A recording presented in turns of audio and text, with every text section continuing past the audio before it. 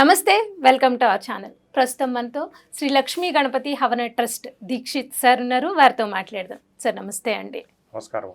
Sir ఒక విషయం మాట్లాడాలి సార్. అది నిజంగా ఖండించాల్సిన విషయం అనే చెప్పాలి. ఏంటి అంటే చిలుకూరి బాలాజీ దేవస్థానంలో ప్రధాన అర్చకుల మీద రంగరాజన్ గారి మీద నిజంగా దాడి జరిగింది సార్. అది చూడంగానే చాలా బాధగా అనిపించింది. అంటే ఎలా అంటే రామరాజ్యం అనే సంస్థ నుండి ఒక 20 మంది వ్యక్తులు వచ్చి ఆయన మీద దాడి చేయడం, అలాగే ఆలయ బాధ్యతలు వాళ్ళకు అప్పగించాలి అని వాళ్ళు డిమాండ్ చేయడం. సో ఈయన్ని వాళ్ళ రామరాజ్యం అనే ట్రస్ట్లోకి మారిపోమని వాళ్ళు డిమాండ్ చేయడం జరిగింది సార్. వ్యక్తుల భావాలు లేకపోతే వ్యక్తుల ఆలోచనలు డిఫరెంట్గా ఉండొచ్చు, అది తప్పులేదు. కూర్చుని మాట్లాడడం వరకు ఓకే, కానీ అంటే దాడి చేయడం అనేది అది ఖండించాల్సిన విషయం అని నాకు అనిపించింది. ఇంకొకటి ఏంటి అంటే ఆయన ఎప్పటి నుంచో తెలుసు రంగరాజన్ గారు గొప్పతనం ఏంటి, అసలు ఆయన ఏంటి, ఆయన ఎలా చిలుకూరు బాలాజీ టెంపుల్ని ఎంత డెవలప్ చేశారు అనేది అందరికీ తెలిసిందే. సో అడ్డొచ్చిన వాళ్ళ అబ్బాయి మీద కూడా దాడి చేశారు. సో దీన్ని మీరు ఏ విధంగా ఖండిస్తారు సార్? ఓం శ్రీ మహాగణాధిపతయ నమః, శ్రీ సరస్వత్యై నమః, ఓం నమః శివాయ, ఓం నమో నారాయణాయ. మీరు చెప్పినటువంటి ఇన్సిడెంట్ చూశానండి నేను కూడా. నిన్న నైట్ నుంచే టీవీ మీడియాలో వస్తుంది. అవును సార్, నిన్న నైట్ నుంచి నేను కూడా చూశాను. చాలా బాధాకరమైన విషయం అండి. ఖచ్చితంగా సార్. ఎందుకంటే అక్కడ జరిగినది ఆయన రంగరాజన్ గారు మనందరికీ తెలిసిన వ్యక్తి. అందులో మనం చిలుకూరు వెళ్ళినప్పుడు ఆయన గోవిందనామాలు చెప్తూ ఉంటారు, మనందరితో అనిస్తూ ఉంటారు. సో చాలా మంచి వ్యక్తి అని మనకు తెలుసు. సరే, వ్యక్తి ఎవరైనా కానివ్వండి, అవతలి వాళ్ళని హరాస్ చేయడం అనేది 100% ఖండించదగిన విషయం. సో ఇప్పుడు ఇంకొకటి, మీరు రామరాజ్యం వాళ్ళెవరు అది అని చెప్పారు. అసలు రాముడు అనేటువంటి ఆయన ఒక గొప్ప క్షత్రియ ధర్మాన్ని పాటించినటువంటి మహానుభావుడు. మనమందరం ఇప్పుడు దేవుడు అని పూజిస్తున్నాం. సాక్షాత్తు విష్ణు స్వరూపుడు ఆయన. సో క్షత్రియుడు అంటే అసలు అర్థం ఏంటి అంటే అండి, ఎవరైతే బలహీనులు ఉన్నారో వాళ్ళకి ఏదైనా ఆపద వచ్చినప్పుడు ఈయన పోరాటం చేస్తారు. అంటే పోరాటము, యుద్ధం చేసినటువంటి గొప్ప మనది సంస్కృతి, క్షత్రియ సంస్కృతి. అంటే యుద్ధం చేస్తున్నారు అంటే ఏంటండి, ఒక బలహీనుడిని కాపాడడం కోసం యుద్ధం చేస్తున్నారు అంటే యుద్ధంలో ఏమైనా జరగచ్చు, స్వయంగా వీళ్ళ ప్రాణాలు కూడా పోవచ్చు. అంత గొప్పదనం ఉన్నటువంటి క్షత్రియులు వాళ్ళు. సో అలాంటి రామరాజ్యము సాక్షాత్తు శ్రీరాముడి పేరు చెప్పుకొని ఒక సామాన్యమైన వ్యక్తి, ఆయన పూజారి కావచ్చండి, ఎవరైనా కావచ్చు, ఆయన ఇంకా స్పెషల్ క్వాలిటీస్ మనకున్నాయి, అవన్నీ పక్కన పెడితే ఒక నార్మల్ వ్యక్తిని హింసించడం అనేది ఏ రకంగా అయినా, మాటలతో అయినా హింసించడము, లేదు ఇంకో రకంగా ఆయన హింసించడం అనేది, ఇంకోటి వాళ్ళ అబ్బాయి ఎవరో వాళ్ళ అబ్బాయిని కూడా దాడి అనేది మనం చూస్తున్నాం. అది మనం ప్రత్యక్షంగా చూడలేదు, న్యూస్ డిఫరెంట్గా వస్తున్నాయి. గవర్నమెంట్ పోలీస్ డిపార్ట్మెంట్ కూడా దాని మీద యాక్షన్ తీసుకున్నట్టు కూడా న్యూస్ వచ్చిందండి.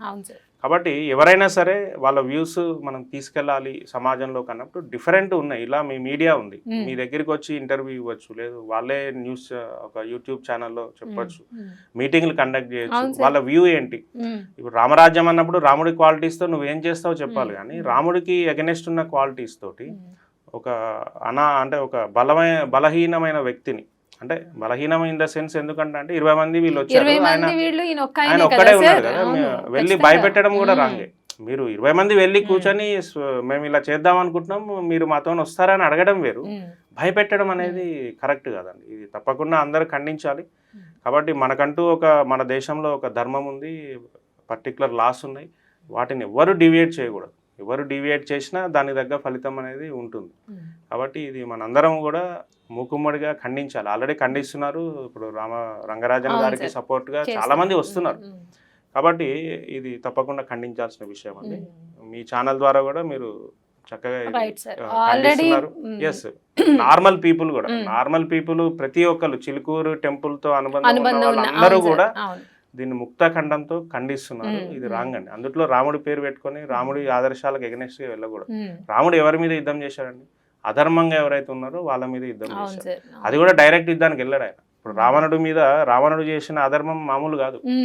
దానికి కూడా ఆయన ఏం చేశాడండి, హనుమంతుని పంపించాడు, అంగదుని పంపించాడు. ఫస్ట్ రాయబారం, నువ్వు చేసిన తప్పురా బాబు, నువ్వు సెట్ చేసుకో అని ఫస్ట్ యుద్ధం వెళ్ళలే, మాటల డైరెక్ట్ ద్వారానే కదా సార్. మాటల అవును. ద్వారా వెళ్ళిన తర్వాత నెక్స్ట్ స్టెప్ యుద్ధం. అవును. కాబట్టి మరి ఆయన పేరు పెట్టుకున్నప్పుడు ఇవన్నీ పాటించాలి. మీకు ఎగనెస్ట్ ఏమైనా కనిపించినప్పుడు మీరు వెళ్ళి మాట్లాడి ఇవన్నీ చేస్తే బాగుండేది.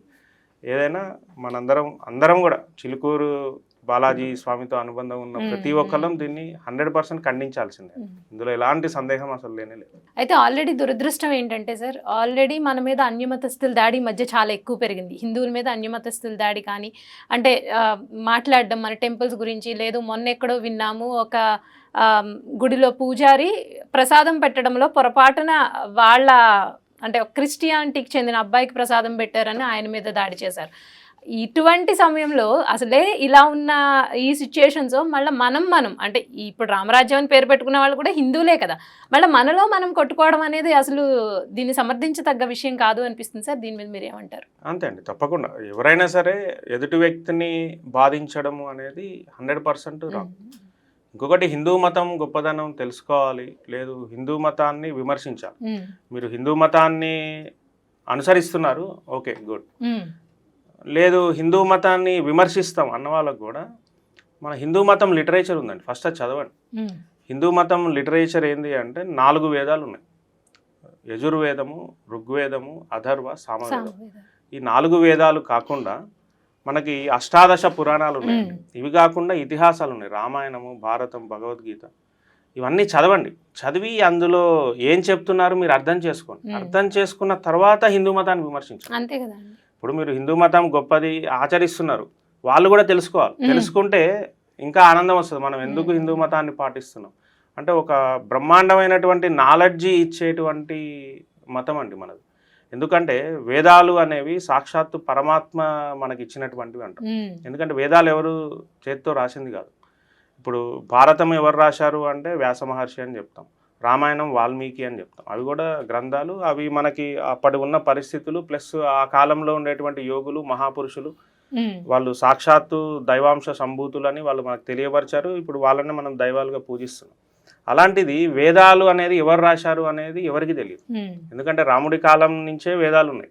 ఆయన కూడా వేదం ఎలా చెప్తే అలా పాటించాడు. అందుకే ఆయనని రామో విగ్రహవాన్ ధర్మ అంటే వేద ధర్మాన్ని అంత చక్కగా పాటించినటువంటి వ్యక్తి. కాబట్టి అసలు వేదం ఏం చెప్పింది మీరు తెలుసుకోండి. ఎవరైనా సరే, ఇప్పుడు వేరే మతం వాళ్ళు ఎవరన్నా మన హిందూ మతాన్ని విమర్శించాలి అనుకుంటే మీరు ఫస్ట్ వేదాలు చదవండి, తర్వాత అష్టాదశ పురాణాలు చదవండి. అవన్నీ మాకెక్కడ దొరుకుతాయంటే అన్నీ అవైలబుల్ ఉన్నాయండి. ఇప్పుడు అష్టాదశ పురాణాలన్నీ టీటీడీ వాళ్ళు బుక్స్ ప్రింట్ చేశారు. అవి అన్ని చోట్ల అవైలబుల్ ఉన్నాయి. వేదాలు అన్ని చోట్ల అవైలబుల్ ఉన్నాయి. మీరు గూగుల్కి వెళ్ళి ఋగ్వేదం అని కొట్టండి, మీకు వస్తుంది. కాకపోతే అందులో దురదృష్టం ఏంటంటే అండి, ఆ మీనింగ్ రాసే వాళ్ళు కొన్ని చోట్ల హిందూ మతానికి ఎగనెస్ట్ మీనింగ్స్ రాశారు. వాడు రాసింది కరెక్ట్ మీనింగా రాంగ్ మీనింగా తెలుసుకోవాలని ఫస్ట్ సబ్జెక్ట్ రిఫర్ చేయి, ఆ లాంగ్వేజ్ నేర్చుకో. ఆ సంస్కృత వేదమంత్రంలో ఉన్న ఛందస్సు ఏంటి, ఆ గ్రామర్ ఏంటి, విభక్తులు ఏంటి, ఏ సందులు యూజ్ చేశారు, అవన్నీ నువ్వు నేర్చుకొని తర్వాత అక్కడ ఉన్న అర్థము కరెక్ట్గా ఉందా లేదా తెలుసుకున్న తర్వాత నువ్వు విమర్శ చేయి. అప్పుడు మీకు సమాధానం చెప్పడానికి గొప్ప పండితులు రెడీగా ఉన్నారు. అసలు ఇవే తెలియకుండా మీరు హిందూ మతం అది ఇది అని అంటే ఇప్పుడు ఎవరు సమాధానం చెప్పరు, అది కరెక్ట్ కూడా కదా. కాబట్టి మీరు అన్నట్టు ఇంత గొప్ప ధర్మాన్ని అనవసరంగా విమర్శించడం అనేది 100% రాంగ్. ఏం తెలియకుండా విమర్శిస్తున్నారు, అది బాధ. మీరు అన్ని తెలుసుకొని చర్చ పెట్టండి. ఇగో ఈ ఋగ్వేదంలో ఇది ప్రాబ్లం, ఈ యజుర్వేదంలో ఇది ప్రాబ్లం, ఇదిగోండి ఇందులో ఇది ప్రాబ్లం అని మీరు చర్చ పెట్టండి. బ్రహ్మాండమైనటువంటి పండితులు మన దగ్గర రెడీగా ఉన్నారు, గొప్ప గొప్ప వేద పండితులు. వాళ్ళతోటి పెట్టండి, ఏమైనా ఛానల్స్ తీసుకోండి, అందులో గొప్ప వాళ్ళు ఎవరు, ఇందులో గొప్ప వాళ్ళు ఎవరు, కూర్చోబెట్టండి, మాట్లాడండి. అప్పుడు కదా ఒక ఐడియా తెచ్చుకోండి. ఎన్ని రోజులు ఇట్లా మీది ఎక్కువ మాది ఎక్కువ కాదు, ఒక ప్లాట్ఫామ్ అరేంజ్ చేసుకోండి. 100% మన మతము ఎంత గొప్పదో చెప్పడానికి ఇంత లిటరేచర్ ఉందండి. ఆ లిటరేచర్ బుక్స్ అన్ని మీరు సేకరించి ఒక్కొక్కటి పేరిస్తే మీకు ఒక 6 feet 10 feet 12 feet దాటిపోతుంది. అంత లిటరేచర్ చదవండి. చదివి అర్థం చేసుకున్న తర్వాత మీరు మాట్లాడండి. అది చదివి అర్థం చేసుకున్న తర్వాత ఇంకా మాట్లాడడానికి ఏముండదండి హిందూ మతం ఎగనిస్ట్. ఎందుకంటే అందులో కొద్దో గొప్ప నేను చదివి ఫీల్ అయ్యాను కాబట్టి నేను చెప్తున్నాను. కాబట్టి అంత అద్భుతమైనటువంటి లిటరేచర్, మొత్తము సమస్త సృష్టి ఎలా ఏర్పడింది, రేపు ఫ్యూచర్లో ఏం జరుగుతుంది అనేది కూడా మనకి ఇప్పుడు గొప్ప గొప్ప సైంటిస్టులు. ఎందుకంటే ఒక చిన్న ఎగ్జాంపుల్, చంద్రుడి మీద వాటర్ ఉంది అని మన వేదాల్లో ఎప్పుడో చెప్పాము. కానీ అది చదవలేదు చాలామంది. మనకు వేదాలు అట్లా దూరంగా ప్లాన్గా దూరం చేయబడ్డవి. అది మళ్ళీ డిఫరెంట్ సబ్జెక్ట్. ఓకే. అది ఆల్రెడీ ఈ మధ్య మనకు పండితులు వాళ్ళు చెప్తూనే ఉన్నారు. మనం ఈవెన్ మంత్రపుష్పంలో గుళ్ళో చదివే పూజల మంత్రాల్లో కూడా అర్థం ఉంటుంది, వేదాల్లో వాటర్ ఉంది అని. కానీ అది మనకు తెలియట్లేదు. ఇప్పుడు నాసా వాళ్ళు రిఫర్ చేసి మన వాళ్ళు కూడా ఇస్రో వాళ్ళు కూడా రాకెట్ రీసెంట్గా వెళ్ళినప్పుడు వాళ్ళు అదే స్టేట్మెంట్ ఇచ్చారు, అందరూ అదే స్టేట్మెంట్ ఇచ్చారు. కాబట్టి మన ధర్మం మనకు తెలుసుకొని దాన్ని ఉపయోగించుకోండి. అందులో ఏం నాలెడ్జ్ చెప్పారు దాన్ని కరెక్ట్ వేలో ఉపయోగించుకుంటే ది బెస్ట్ అని. అంతేగాని ఏం తెలియకుండా ఏదో రాజకీయ లబ్ధి కోసం లేదంటే ఇంకేదో పేరు తెచ్చుకోవాలి, ఫేమస్ కావాలని చెప్పి అనవసరంగా హిందూ మతం మీద ఎవరు కూడా కామెంట్ చేయకూడదు. కరెక్ట్ సార్, మీరు చెప్పినట్టు ఇప్పుడు ఇస్రో సైంటిస్ట్లే ఒక రాకెట్ని ప్రయోగించి